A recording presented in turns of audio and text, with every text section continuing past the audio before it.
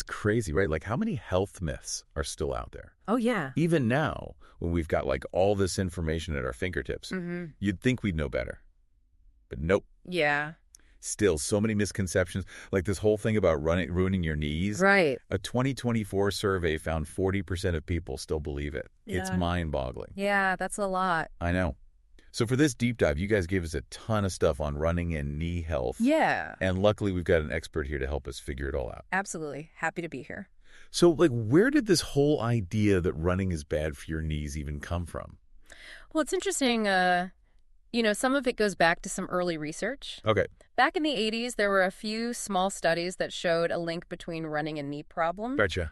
But the thing is, these studies, they had some limitations. Okay. They didn't always take into account other factors. Like if someone had a previous injury. Right. Or if they had bad running form, things like that, which could have also contributed to their knee issues. So it's not that the studies were, like, completely wrong. Right. But they were missing a big part of the picture. Yeah, exactly. They didn't tell the whole story. And unfortunately, that message that running equals bad knees really stuck. It did. Even though more research came out later that showed things were a lot more complex. Yeah, it's tough to shake those initial impressions sometimes. For sure.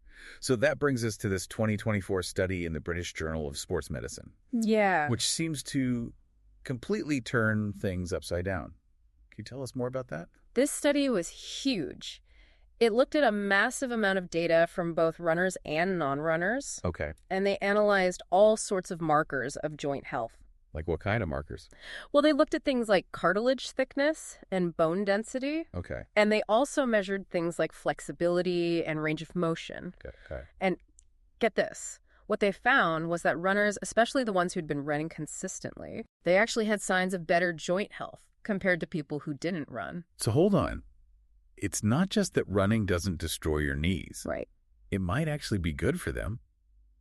How does that even work? So there are a few things going on here. One is that running can actually boost the production of synovial fluid. Okay. Which is basically like the WD-40 for your joints. Okay. It keeps things moving smoothly and helps nourish the cartilage. I see. And then another thing is that running can actually strengthen the muscles that support your knees. Makes sense. So stronger muscles means more stability and less stress on the joint itself. Right. And there's even some research suggesting that the impact from running can actually encourage cartilage to regenerate. Wow. So basically running is like a little workout for your knees. In a way, yeah. But of course, you got to do it right. Right. Which leads to the next question. A lot of people focus on getting the right shoes. Yeah. What's the deal with that?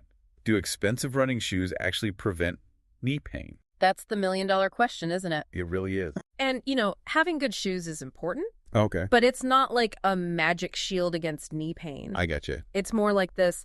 The shoes give you a good, solid foundation. Okay. But it's how you run on that foundation that really matters. So it's like having a fancy chef's knife but not knowing how to chop vegetables properly. Exactly. You need both the right tools and the right technique. And speaking of technique, what about proper running form? Yeah, so there are a few key things to keep in mind with running form. Okay. First is your foot strike.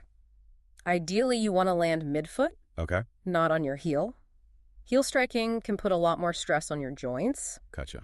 And then there's your cadence. That's basically how many steps you take per minute. Okay. A higher cadence usually means shorter strides and less pounding on your joints. Interesting. I never really thought about that. Yeah. And then there's also hip alignment and core strength. Makes sense. Those both play a big role in having a stable and efficient running gait. Okay. So good shoes are important, but proper form is even more important. Absolutely. It's all connected. And what about warming up? Oh, man. Warming up is crucial. It's so easy to skip, though, especially when you're short on time. I know. It's tempting. But taking those few minutes to warm up can make a huge difference. Why is that? Well, warming up gets your muscles and joints ready for action. Oh, It increases blood flow to the muscles, which makes them more flexible. right. And it also helps lubricate the joints, so you've got better range of motion and less risk of injury. I see. So it's all about prepping your body for the workout. Exactly. Give it a little TLC before you hit the pavement. Makes sense. So to recap, it's not about being afraid of running. Right. It's about doing it right. Yeah. Having good form, getting the right shoes, and warming up properly. Exactly. You nailed it. And, another thing you mentioned earlier was listening to your body. Oh, yeah. That's huge. Don't push through pain. Never.